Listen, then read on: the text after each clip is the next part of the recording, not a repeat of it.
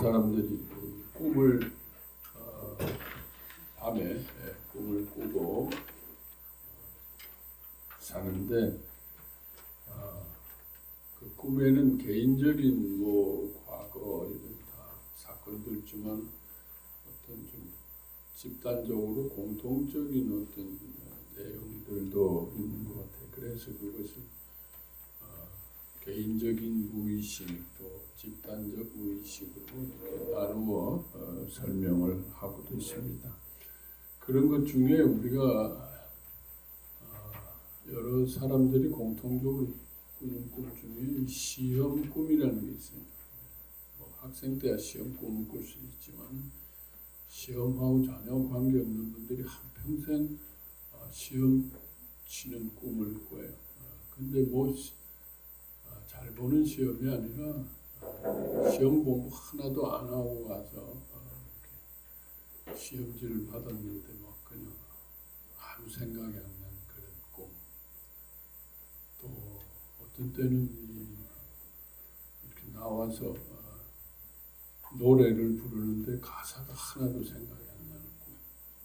저 같은 경우는 이렇게 설교하러 왔는데 설교할 내용이 전혀 생각이 안 나는 그래서 얼버무리고 그냥 이렇게 메모해온 것도 안 가져오고 그런 꿈을 우리 장혜임 집사님은 아마 악보를 안 가져오는 꿈을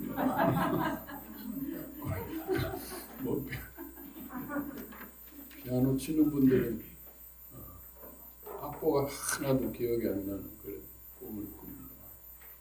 어떤 사람들은 공항에 갔는데 여권이나 표를 안 가지고 또 자기가 굉장히 중요한 건데 그걸 찾지 못해가지고 여기저기 돌아다니고 해도 찾지 못하는 이런 꿈들이 공통적으로 있는데 저는 처음에는 이런 꿈들이 이제 제가 이런 꿈들을 꿀 때 저도 학생 때 이제 시험 때문에 한번 곤혹을 치른 적이 있었어요. 학기 말 시험 때 공부를 하나도 안 해가지고 그때 무슨 좀 일이 있어가지고 공부를 하나도 안 해가지고 시험지를 받았는데 시험지가 이렇게 두꺼운데 아는 게 없어요. 그래가지고 참 죽었다가 살아난 일이 있어서 그 다음부터 이제 그 트라우마 때문에 시험 꿈을 꾸는가 했는데 이게 한평생 가는 것 같습니다. 이게 지금 시험하고 관계없는 인생인데도 계속 시험 꿈을 꾸고 또 제가 상담을 해보면 많은 사람들이 비슷한 이런 꿈을 꿔요. 아까 말씀드린 그런 꿈을 꿔서 이거는 개인적인 무의식이 아니라 어떤 굉장히 보편적인 우리 인간의 어떤 불안이랄까요? 어떤 두려움에 대한 어떤 보편적인 무의식이 있잖아.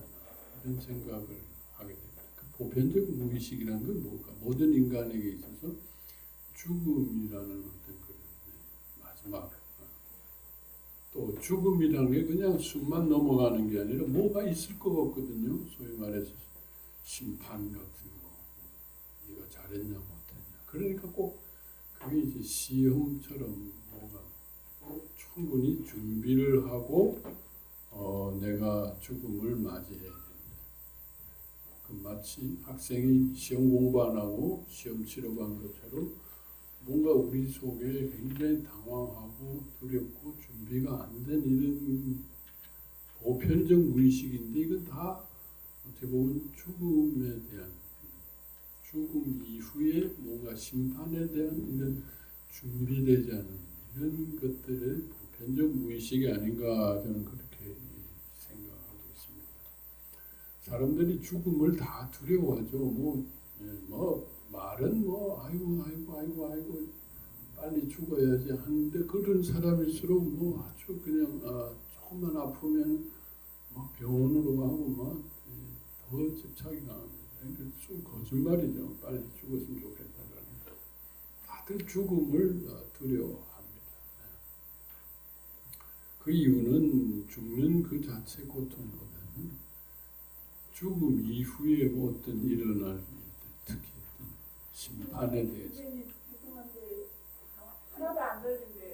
좀 저도 좀 작은 것 같아요. 예, 오히려 처음부터 다시 할까요?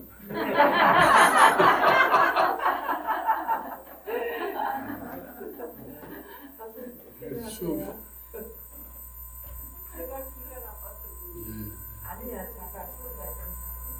저렇게 가만히 있어봐. 됐어요? 예. 안 들릴 때는 안 들린다 그래야 나중에 이제 시험 볼 때 잘 봅니다. 안 들리는데도 들리는 것처럼 이렇게. 그러면 안 돼요.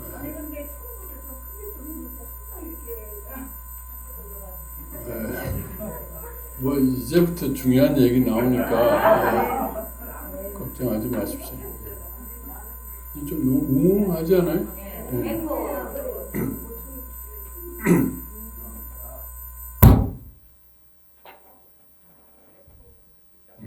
예, 좋습니다.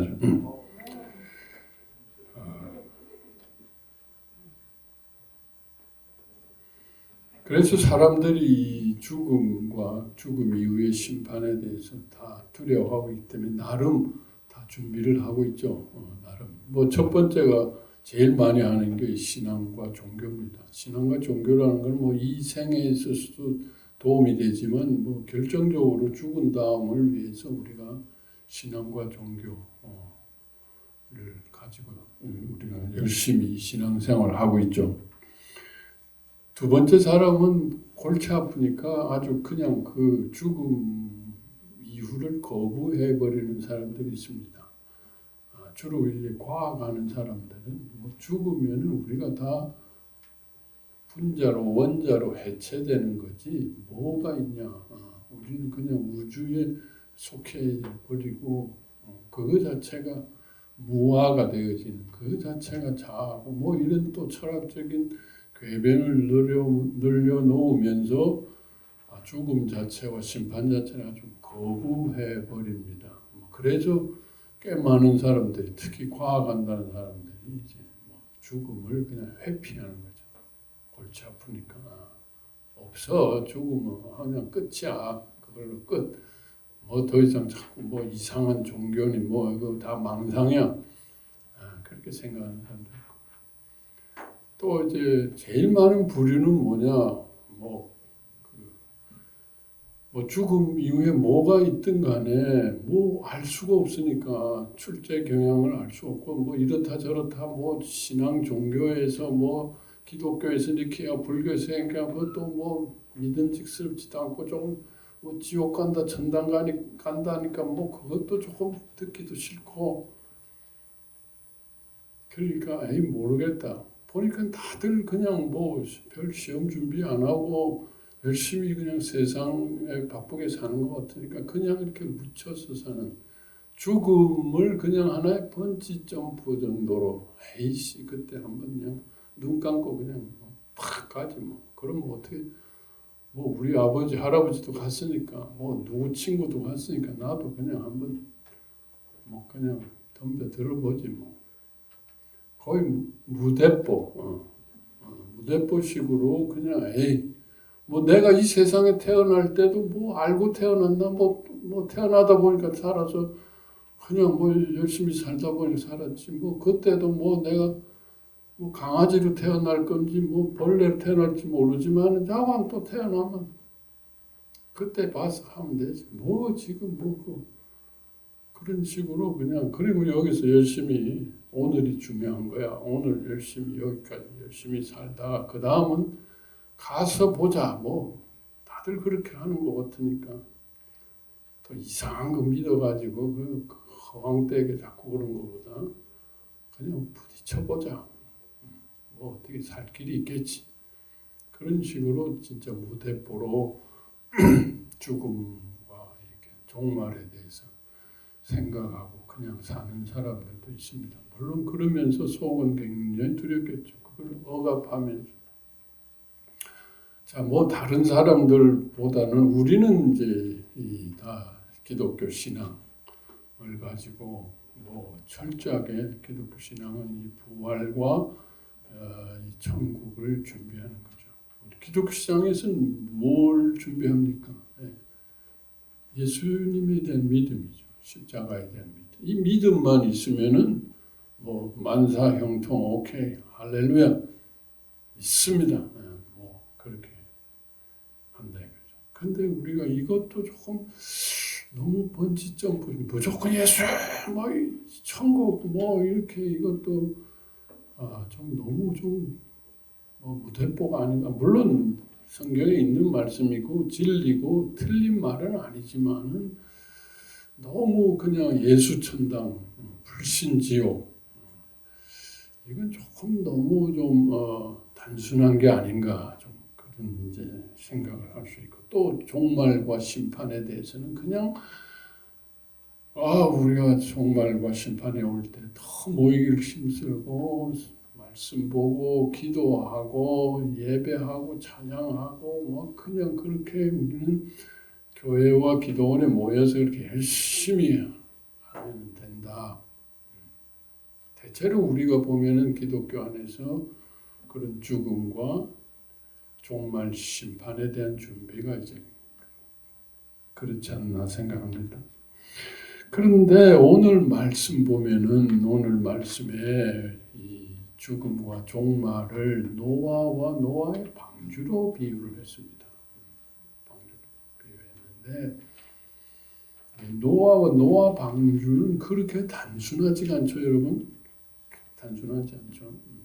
방주를 짓는 작업이 여러분 산에 올라가가지고 지금도 우리가 집 하나 짓는데도 얼마나 힘듭니까? 근데 그 큰 배를 갖다가 그때 무슨 조선 술이 있었겠어요? 노아가 무슨 그런 기술이 있었겠어요? 하나님한테 설계도를 받아가지고 무슨 노동자들이 있었어요? 거의 그냥 자기 일가 식구들 애들 그냥 조금 일용직 얼마나 있었을지 모르지만 거기서 그냥 나무 자르고 제대로 뭐가 있었겠습니까? 요즘처럼 기계들이 있었겠어요? 요즘 목수들은 그냥 착착착착 기계들이 너무 발달되어 있어가지고 척척 아주 잘하더라고요. 근데 예전에는 잘못하면 버려야 되고 그 건축이라는 거는 하나만 뭐가 짧고 뭐가 삐뚤어지면은 그게 우르르 다 같이 무너지는 거 아닙니까? 얼마나 정밀해야 되고 치밀해야 되고 얼마나 시행착오도 많고 얼마나 많은 노동과 수고와 그 과정이 있느냐.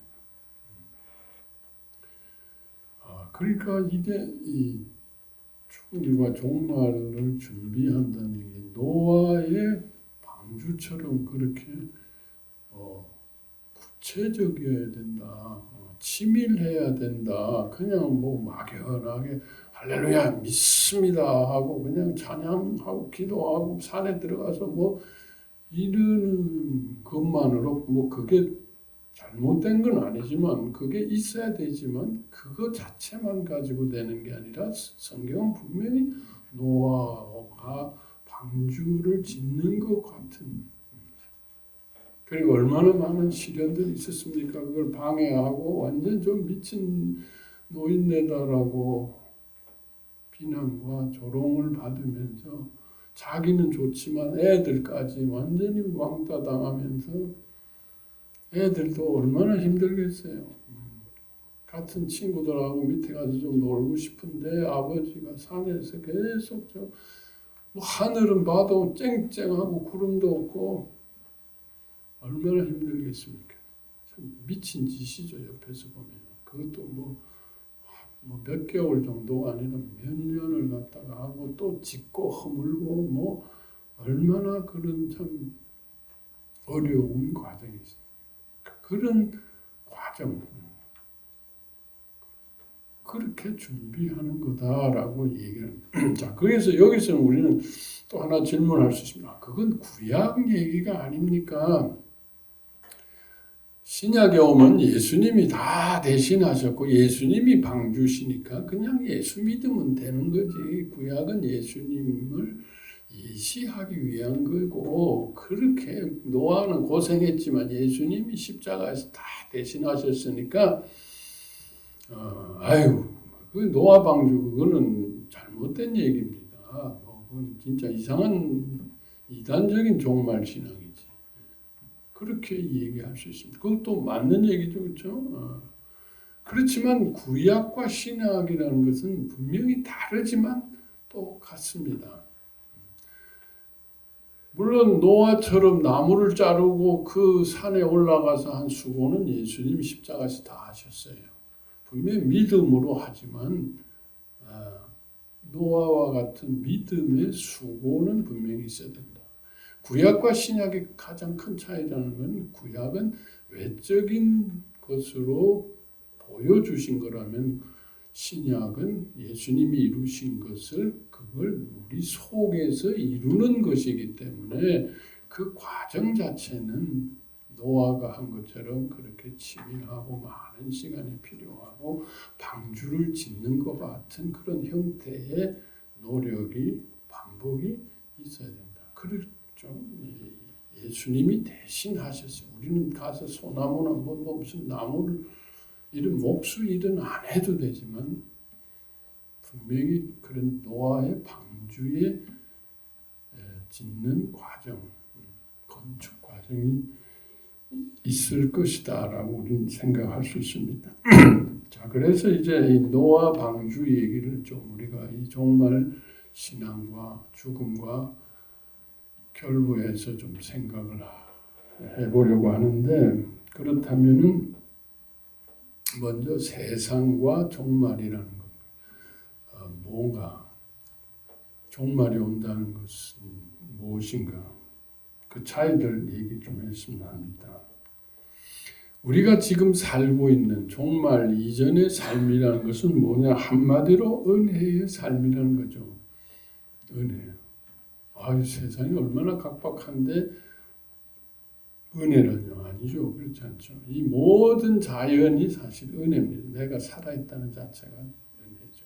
자연이 우리에게 얼마나 많은 것을 베풀고 있습니까? 공기부터 음식까지 모든 것을 베풀죠. 물론 우리는 그 비용을 지불하지만 그 원가 계산은 하지 않습니다. 거기에 그냥 농부들의 수고, 운송비, 이런 사람들에 대한 지불이지 모든 것들이 사실은 은혜고 자연이라는 것은 공짜다라는 거죠.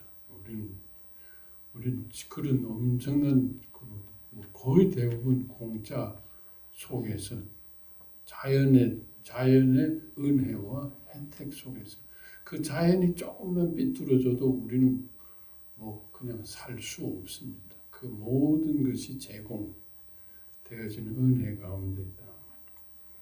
또 하나 두 번째 큰 은혜는 뭐냐는 거죠. 하나님이 우리를 다 덮어주셔서 산다라는 거예요. 우리 속의 실력대로 우리가 사는 게 아니라는 거죠. 우리는 사실 굉장히 아프고 우리는 무력하고 우리는 할 수 없고 우리의 본질이 있고 또 우리 속에는 많은 죄들이 있습니다. 우리의 삶에. 그런데 그걸 하나님께서 다 드러내시면 우리는 살 수 없어요. 덮어주셨어요. 덮어주셔서 그저 그냥 깨끗한 척, 괜찮은 척, 할 수 있는 척, 사랑받는 척 하나님이 그 은혜를 베풀어서 하는 거예요. 그래서 우리는 그냥 그럴듯하게 그냥 완전하진 않더라도 그럴듯하게 그 은혜입니다. 그 낱낱이 다 하나님이 만물을 드러내듯이 나를 드러내시면 우리는 살 수가 없어요. 그렇죠. 우리가 교통신호 위반한 거 전부 딱지로 왔다고 생각해 보세요. 요즘 신문에 나지만 이것저것 조금 잘못하면 그냥 검찰에서 부르고 난리 납니다. 근데 우리도 그 비슷한 것들을 조금 크게는 아니래도 조금씩 서로 그냥 주고받으면서 살았잖아요. 그냥 슬쩍슬쩍. 우리는 별로 유명하지 않으니까 신문에 안 나는 거지. 은혜로. 은혜예요. 우리 뭐 그 유명한 사람들 자식들 얼마나 고생합니까? 우리 자식들은 뭐 우리가 유명하지 않는 덕분에 뭐 별 문제 없어요. 참 이게 은혜 때문에 우리가 사는 거지 뭐 우리가 뭐가 그렇게 깨끗하고 완전해서 우리 실력대로 다 하면 뭐 살 수가 없어요. 또 제일 큰 은혜는 뭡니까? 십자가 대속의 은혜입니다. 덮어주신 것만이 아니라 실제로 깨끗하게 해주시고 우리를 새롭게 해주셔서 우리는 날마다 새로운 사람으로 살아갈 수 있기 때문에 이렇게 참 뻔뻔하게 우리가 살아가요. 이게 다 지금 살고 있는 은혜. 자, 이 종말이라는 건 뭐냐면 이런 은혜가 다 사라진다라는 거죠.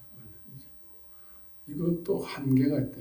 어떤 때에 이제 은혜가 사라져. 아까 자연의 은혜가 사라져. 지진이 나고 이게 다 공짜가 아니에요. 지진이 오염되고 내가 숨쉬고 걸어다니고 사람 만나는 게 다 은혜예요. 코로나 보셨잖아요. 숨도 못 쉬고 사람도 못 만나고 이게 정상적인 건데 하나님이 은혜로 이렇게 해주시고 마지막 때가 되면 만물이 다 드러난다 그랬어요. 만물이 다 드러나.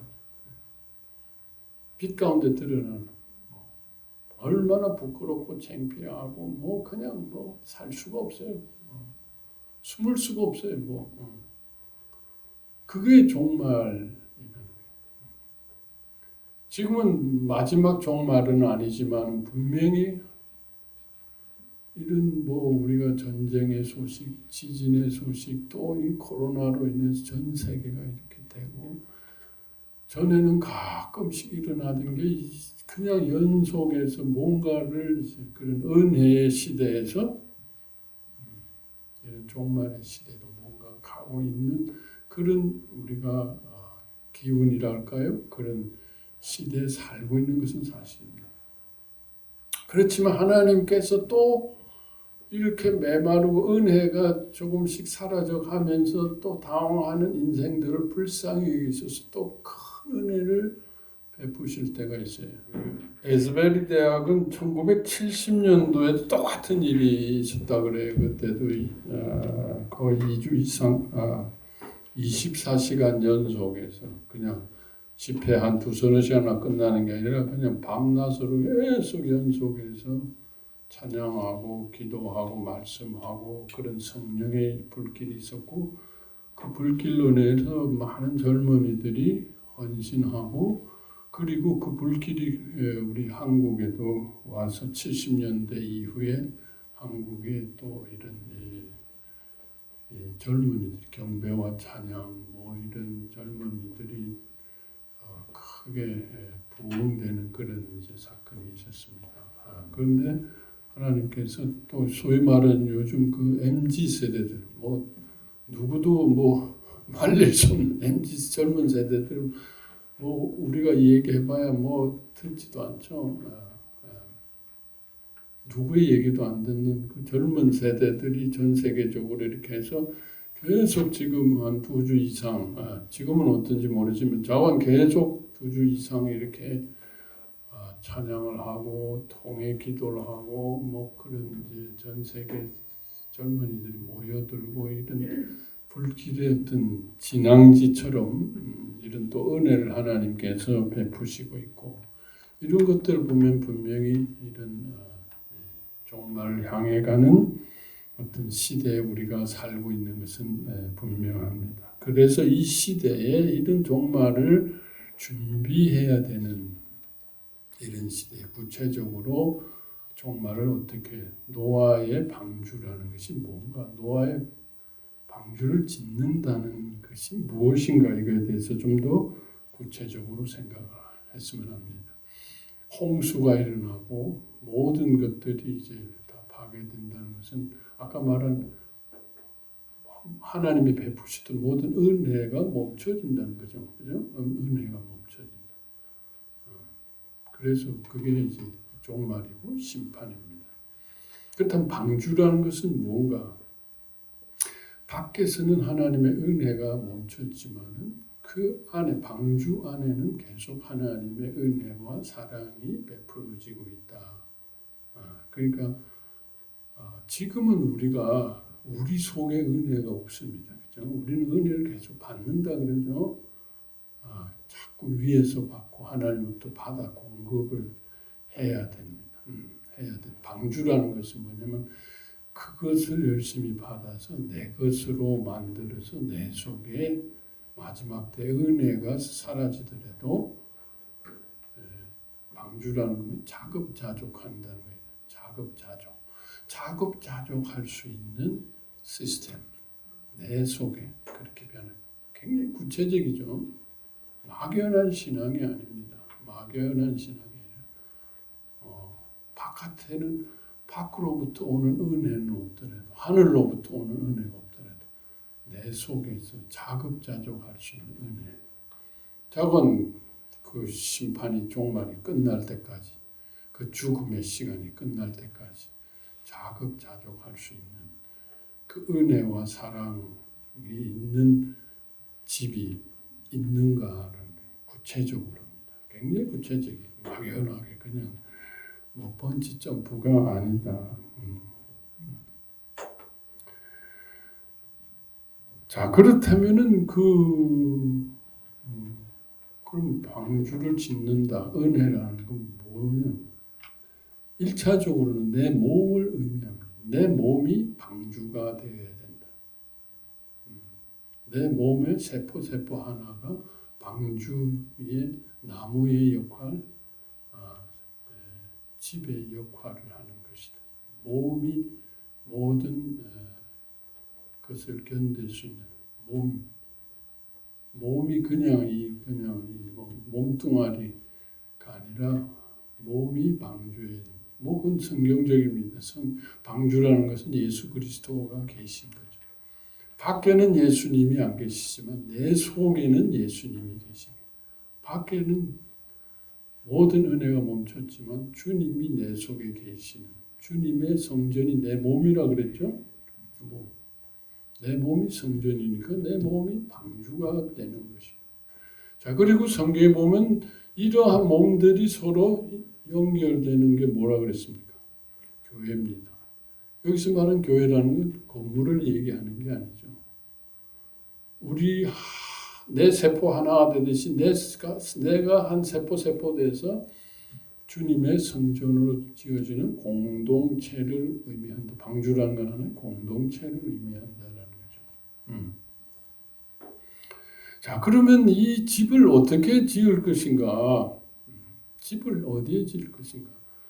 하나님께서는 노아에게 집을 산에다 지어라라고 얘기했습니다. 산에다 지어라. 그래서 우리는 우리 자신에게 질문을 해야 된다. 나는 지금 어디에 있는가? 이런 얘기 들으면 우리가 또 혼돈되면 그러면 이제 아파트를 청산하고 어디로 가야 되는가? 신령한 어디 산속이 어디 있는가? 선생님이 성인도로 오라는 건가? 요즘은 산에 가도 유튜브가 있어가지고 뭐 어디든지 와이파이 뜨고 다 해가지고 시골이 더 아주 도회지 같아요. 그냥 인터넷 다 들어오니까 거기도 쿠팡 누르면 와요. 빨리는 안 와도. 그러니까 이젠 산이니 도해지니 물론 조금 차이는 있어요. 조금 복잡하고 차이는 있지만 이젠 SNS 때문에 모든 것이 세상입니다. 어떻게 SNS를 끊고 살겠어요? 그렇게 SNS를 끊고 살고 맨날 종말을 준비하자고 옛날에 다 해봤잖아요. 안 오시잖아요. 종말 신앙, 그런 종말 신앙은 이단이죠. 그런 지역과 장소를 의미하는 것이 아닙니다. 그러면 산이라는 내적 의미죠. 구약과 신약의 차이는 외적인 의미, 내적인 의미죠. 그럼 산이라는 건 뭐예요? 산이 뭡니까? 산은 나무가 많은 곳입니다. 나무가 많고 나무에서 베풀어 주는 것들이 많은 곳이에요. 그래서 우리에게 유익하죠. 나무라는 건 뭐예요? 은혜가 많은 곳입니다. 토해지라는 건 은혜가 없어요. 그냥 숨쉬기도 힘들고 은혜가 많은 곳이다. 나무가 많다. 십자가의 나무를 의미합니다. 복음을 자꾸 들어야 된다. 은혜의 속에서 살아야 된다. 근데 우리 교회가 지금 얼마나 복음을 얘기하고 얼마나 은혜를 얘기하는가. 물론 요즘 우리 한국 교회도 코로나 이후에 말씀들이 이렇게 그래도 은혜와 복음으로 많이 가고 있는 것을 저도 느낍니다. 뭐 너무 힘들었으니까요. 또 힘들고 그래서 더 순수한 복음과 은혜로 가지만은 정말 더 은혜와 사랑과 복음을 들을 수 있고 만날 수 있는 그것이 바로 산입니다. 십자가의 나무가 많은 은혜요. 십자가의 복음을 많이 듣고 또 만날 수 있는 그런 곳에 가야 된다. 뭐 그건 장소를 의미하는 것이 아닙니다. 그러한 시간을 자꾸 가져야 우리가 큐티하는 것도 바로 산으로 가는 것입니다. 내려놓고 그리고 뭐 아침만이 아니라 수시로 우리는 산으로 가야 된다. 산에 가서 집을 지어야 된다. 방주를 지어야 된다. 산이라는 복음의 말씀을 자꾸 듣고 보고 그 은혜가 많은 은혜, 용서와 사랑이 있는 것을 자꾸 우리는 가까이 해야 된다. 그곳에 그것을 의미합니다. 자, 그런데 두 번째로 이제 산에만 가면 됩니까? 산에서 나무를 자르고 집을 지어야 된다는 거예요. 나무를 자르고 은혜 말씀만 듣고 구경하는 것으로 끝나서는 안 된다. 좋다 하고 또 뭐 그걸로 이제 했다. 난 산에 갔다 왔다. 주님의 십자가 아멘 했다. 머리로 그냥 그거 실제로 몸으로 집을 지어야 된다. 방주를 지어야 된다. 자, 그건 뭘 의미하는? 그게 바로 요즘 우리가 계속 강조하는 먹는다라는 거죠. 복음을 먹어야 돼. 복음을 듣고 알고 그것을 집은 내 몸에다 짓는 거기 때문에 내 세포들이 복음을 들어야 된다. 내 머리는 알고 있지. 너무 많이 알고 있어요. 뭐 줄줄줄 나와요. 네. 이렇게 너무 많아요. 테이프도 많고 CD도 많고 그동안 들은 노트도 많고 너무 그런데 내 세포들이 몰라요. 세포들이 들어요. 세포들이 복음을 아는지 모르는지는 어떻게 하냐면 나도 모르게 나오는 말과 행동들을 보면 합니다. 나도 모르는 무의식적. 나도 모르게. 몸이라는 건 뭐예요? 머리는 생각해가지고 이렇게 해야지. 몸은 뭐예요? 자동 반응이죠. 무의식적인 반응이죠. 내 몸, 내 삶, 또 내 인간관계, 나의 이런 몸이 얼마나 복음을 닮았는가, 예수님을 닮았는가, 복음적인 삶을 살고 있는가, 또 쉽게 얘기하면 복음의 열매를 맺고 있는, 쉽게 얘기하면 용서와 사랑의 말을 얼마나 하고 있고, 용서와 사랑의 행동을 얼마나 했고, 용서와 사랑의 삶을 얼마나 살고 있는가. 얼마나 나는 가르치고 요구하고 압박하고 비판하는 삶을, 그건 내 몸이, 내 세포들이 그거밖에 모르기 때문에 내 세포에서 나도 모르게 조금 잘못하면 두렵고 그냥 아프고 화가 나고 그냥 잘못된 거 보면 그냥 못 참고 이런 몸과 머리.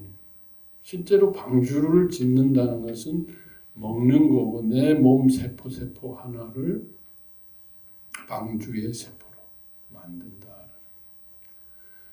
자, 그러면 종말 때에 어떤 일이 나니까 물 홍수가 나고 이제 방주라는 건 물이 안 새야죠. 물이 새면 안 돼. 나무하고 제일 극이 뭐냐 물입니다. 예. 저도 성인덕에서 이 목조 주택하고 한 12년을 이렇게 싸우면 물과의 전쟁. 나무에 물 들어가면은 뭐 그냥 나무가 망해버립니다. 물이 안 들어가야 돼요. 물이라는 건 뭐 세상에 물이 길러가 또 물 때문에 엄청나게 고생했죠. 그래요? 맨날 물로.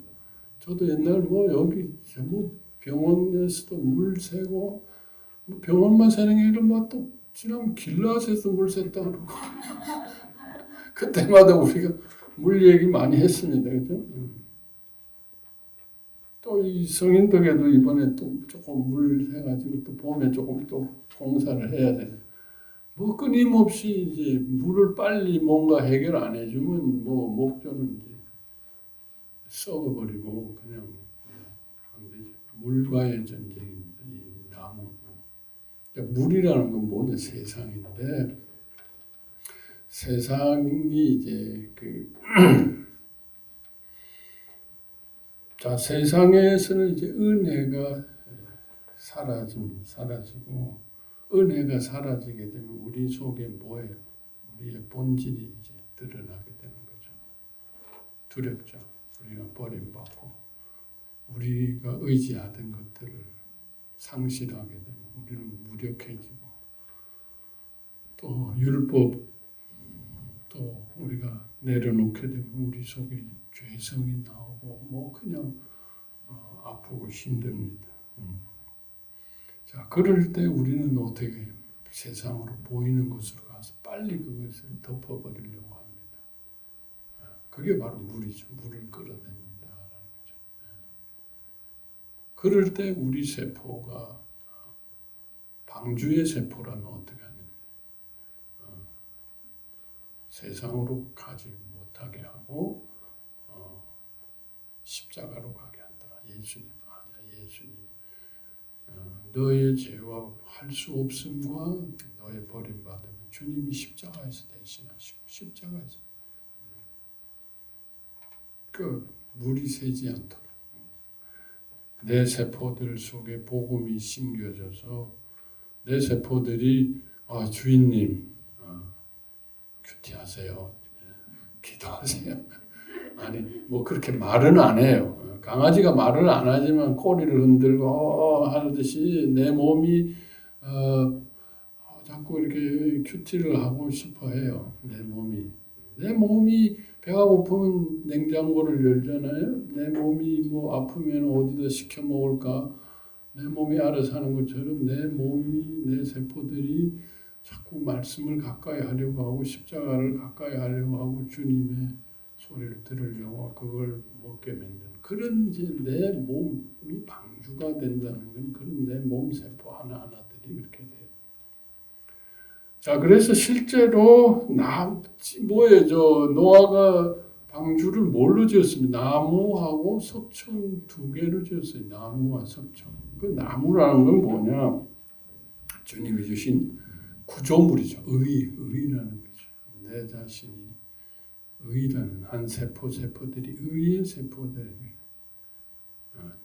의라는 건 정죄받지 않고 공격받지 않고 의의 세포들이 되는 거예요. 내 머리가 아닌 의의 세포들.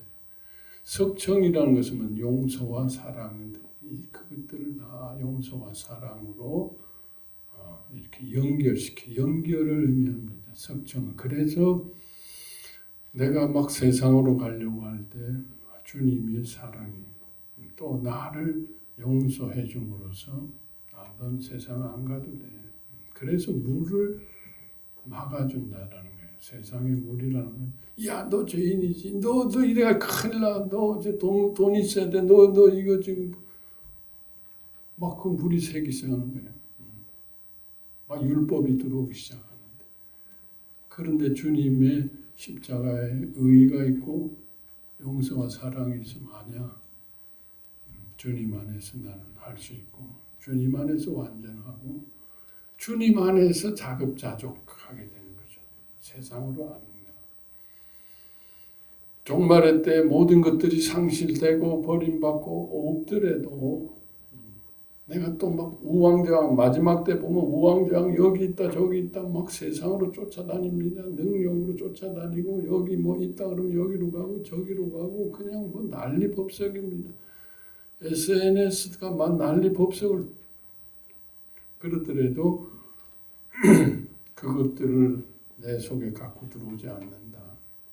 주님 십자가로 내가 계속 자급자족 이렇게 내 속이 내 세포들이 방주가 되어진 의와 용서와 사랑으로 집을 지어가는 그래서 그 속에 예수님을 내가 모시고 예수님의 사랑을 모시는 거죠. 예수님을 중심에 두게 되는 거죠. 그래서 밖에는 예수님이 안 계시지만 내 속에는 계속 예수님이 계시. 우리가 다 계속 이제 마태복음 보면 뭐 우리 신부가 등불을 준비하고 뭐 이런 모든 얘기들하고 다 같은 얘기들입니다. 내 속에 예수님을 사랑하고 예수님을 내 속에 모시는 내가 방주라는 건 내가 성전이 되고 그래서 아무리 험악하고 아무리 뭐 다 하더라도 내 속에서는 주님이 계시고 주님의 사랑과 은혜는 그 불길은 꺼지지 않는다는 거예요. 내가 성전이 되고 내 속에서는 그 은혜가 있고 그래서 우리는 어떠한 심판도 어떠한 죽음도 통과할 수 있는 거죠. 그것을 내가 매일 준비하는 것이다. 자, 우리가 자꾸 너무 먹는다, 먹는 걸 자꾸 이해하기 어렵다는 분들이 있어요. 근데 예수님은 제일 우리가 모든 사람이 공통적으로 하는 게 뭐예요? 예수님 제일 쉽게 설명한 게 먹는 거예요. 먹는 거는 뭐 그냥 배우, 학교, 공부, 실력, 능력 관계 없잖아요. 먹는 거는 강아지도 하는데 다 하잖아요. 그냥 먹는 거예요. 예수님을 먹는 거, 내 뱃속에 집어넣는 거예요. 어렵다고 생각하는 것은 내 속에 자꾸 버림받음이 있고 자기 열등감이 있어서 나는 이거 모르겠어 무슨 소리 아니에요. 그냥 먹으면 돼요. 밥 먹듯이 그냥 먹으면 돼요. 삼키시고 주님이 내 뱃속에 들어가셨다라고 생각해요. 뱃속에. 우리가 음식 먹을 때 조금 손 안 씻고 먹으면 그 더러운 균이 내 뱃속에 들어가잖아요. 그런 것처럼 예수님이 내 뱃속에 들어가서 내 뱃속에서 내 온몸 속에서 왔다 갔다 하신다. 나를 변화시킨 내 뱃속. 또 우리가 음식을 먹을 때 뭘 합니까? 음식만 먹습니까? 음식 속에 있는 그 뭔가 정성과 음식을 먹을 때 분위기. 우리가 음식 먹을 때 분위기가 중요합니다. 음식 먹을 때 분위기가 싸늘하고 그냥 인상 쓰고 있으면 그 소화됩니까? 분위기를 먹는 거예요. 음식 먹을 때, 우리 예쁜 자식, 아이고, 사랑스러운 내 남편, 이거 잘 먹고 열심히, 이렇게 하면 막 음식이 그냥 맛이 없어도 맛있어요. 음식 먹을 때. 같이 먹잖아요. 다. 사랑도 먹고, 다 그렇게 먹잖아요. 그렇처럼 예수님의 사랑과 의와 같이 먹는. 자꾸 먹어보세요. 먹어보면 내 뱃속에 주님이 들어오시는 거 느끼세요. 음식을 먹으면 배가 부르듯이 예수님이 내 속에 오시면 뭔가 달라집니다. 자꾸 해보세요. 안 하고 자꾸 모른다 그러지 말고 먹고 보세요. 자꾸 또 예수님께서 먹는 것도 어렵다고 생각하는 분이 있어요. 우리가 제일 많이 겪는 게 돈입니다. 돈. 그죠? 돈. 그래서 예수님은 또 돈 쪽으로 설명하셨어요. 돈 얘기하면 먹는 것보다 우리는 더 번쩍해.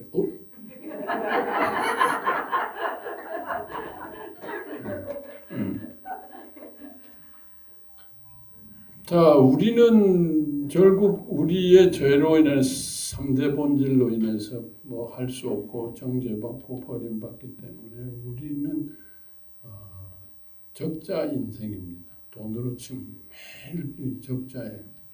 여러분 적자의 삶, 빚내고 사는 삶 살아보신 분들은 얼마나, 그러니까 그 빚 갚으려고 우리는 뭐합니까? 투잡 쓰리잡 하고 뭐 은행 빚, 뭐 은행 뭐 저 뭐 무슨 저 카드 빚 뭐 그건 가서 자꾸 해야 돼요. 이 세상에.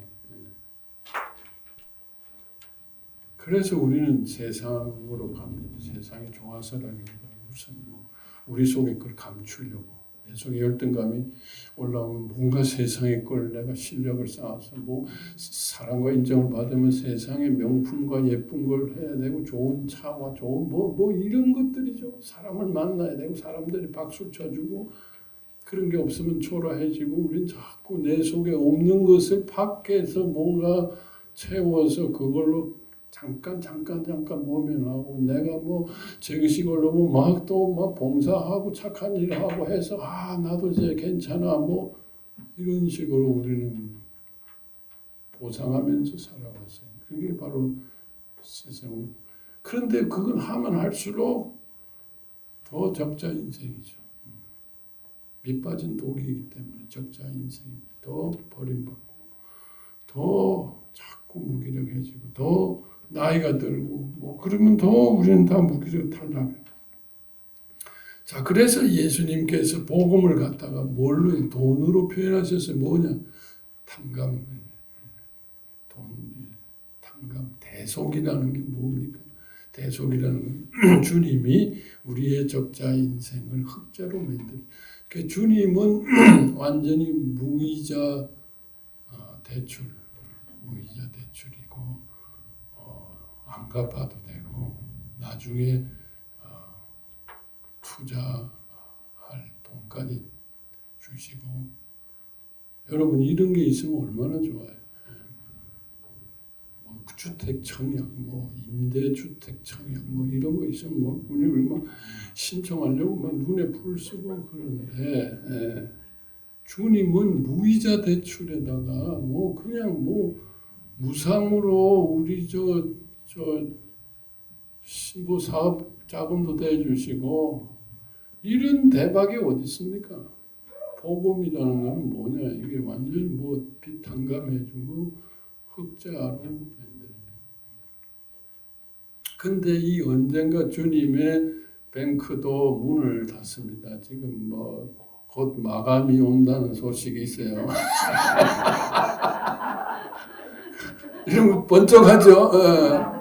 가서 빨리 대출 신청을 하시든지 사업 자금을 좀 받아오시든지 흑자로 만들어야 되지 않겠어요. 자꾸 세상 가서 적자 만들지 말고 내 속을 흑자로 만듭니다. 그래야 세상은 이제 없어집니다. 그때 내 속에 그러니까 이게 예수 믿는다, 복음 믿는다, 방주를 짓는다는 걸 돈으로 말하면 내가 정말 이게 적자를 이제 빚을 다 갚고 흑자 인생을 사는 거예요. 여러분 빚 갚고 이제 뭐 조금이라도 10만 원이라도 100만 원이라도 저축할 수 있으면 얼마나 여러분 참 인생의 대박입니까? 얼마나 좋습니까? 그리고 조금 더 여유가 있어가지고 다른 사람까지 내가 도와줄 수 있다면 그건 얼마나 좋습니까? 그게 예수 믿는 거예요.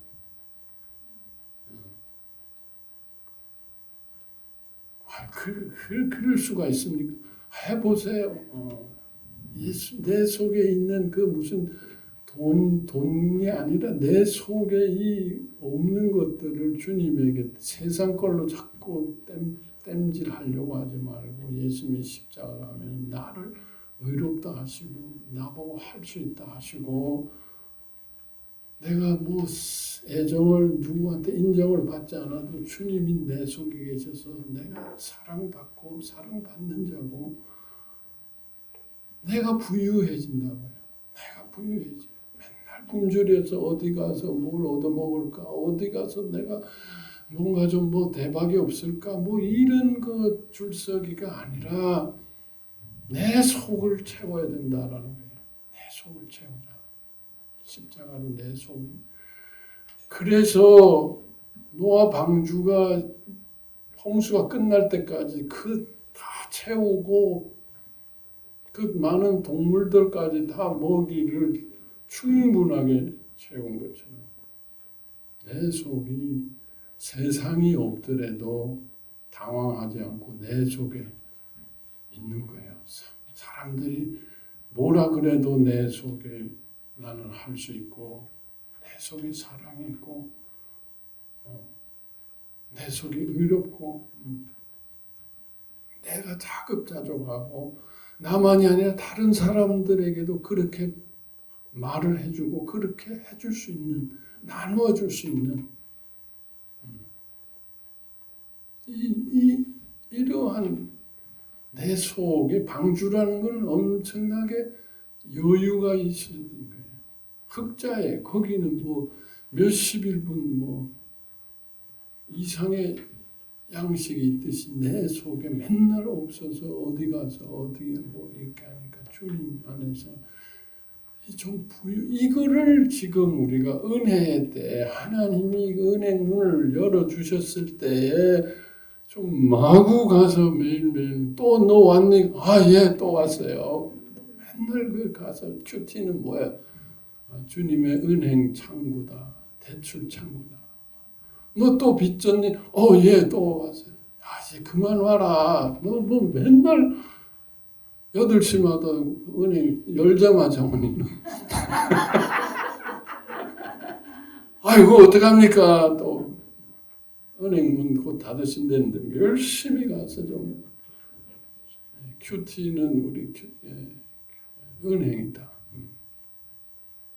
그 무슨 자기가 뭐 이렇게 여유 있다고 왜 그렇게 은행에 안 가세요?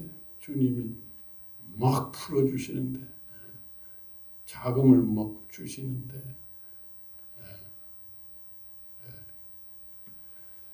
그러니까 우린 지금 은혜의 때 계속 우리는 수시로 받아 먹어야 됩니다. 먹고 대출 받고 내 세포 하나가 막 그냥 할 수 있고 의롭고 사랑하고 용서받는 그래서 내 속에 은혜와 사랑이 넘치고 내 속에 주님이 계시고 서로 또 그렇게 공동체들끼리 그렇게 해줄 수 있어야 돼. 그게 바로 교회입니다. 공동체끼리 누가 그래도 조금 낙심하고 힘들어하면 또 위로하고 격려하고 같이 그냥 손잡고 주님의 성전으로 방주로 세상에 물이 새지 않도록 정말 우리 길라시 이제 물이 그만 샜으면 좋겠어요. 세상 물이 새지 않고 뭐 너무 또 물 새는 집마다 다니면서 또 판단하지 마세요. 이 집은 또 이게 복음이 없구나 뭐 너무 그렇게 판단하지 마시고 위로하고 용서하고 사랑하셔야지 또 오늘 한 얘기를 가지고 또 물 새나 안 새나 안 봐야지 뭐 이러지 마십시다. 정말 주님의 복음을 먹어서 방주를 짓자. 자기 개인의 방주, 우리 공동체의 방주. 그래서 이 공동체에 들어오면은 그냥 자기 또 방주를 지어갈 수 있고 마지막 때 우리가 노아의 일이라는 게 바로 이 일입니다. 우리 본업입니다. 다른 직업은 우리가 세상 사는 거는 그냥 우리 부업이에요. 사이드 잡이고 우리 본업은 방주 짓는 목수입니다. 예수님이 목수가 본업 아니었습니까? 목수 우리는 다 방주. 내 방주. 이게 이제 마지막 때를 준비하는 구체적인 준비라는 거예요. 내 자신의 복음 안에서 내 몸과 세포들이 하나하나 지어져서 방주로서 내 속에 자꾸 충만을 해줘. 그래서 다른 사람들을 이 방주 짓는 것을 도와줄 수 있고 또 계속 이 일을 우리가 계속해 나가는 것이 우리 일이 아닌가 생각합니다. 기도하시겠습니다. 주님 감사합니다. 이 마지막 때를 볼 수 있게 하시고 또 그 마지막 시간을 준비할 수 있는 지혜와 믿음과 용기를 주시니 감사합니다.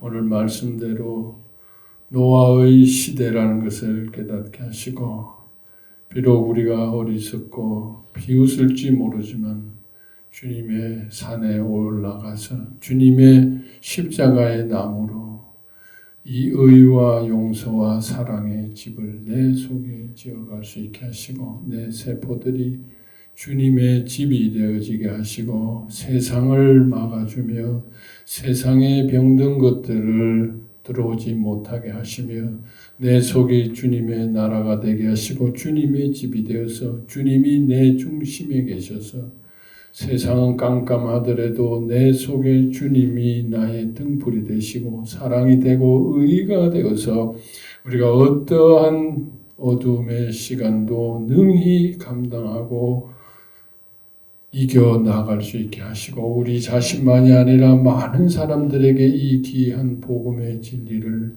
전하며 많은 사람들의 집을 지은 것들을 도와주며 주님의 집이 더욱더 확장되어질 수 있도록 인도하여 주시옵소서.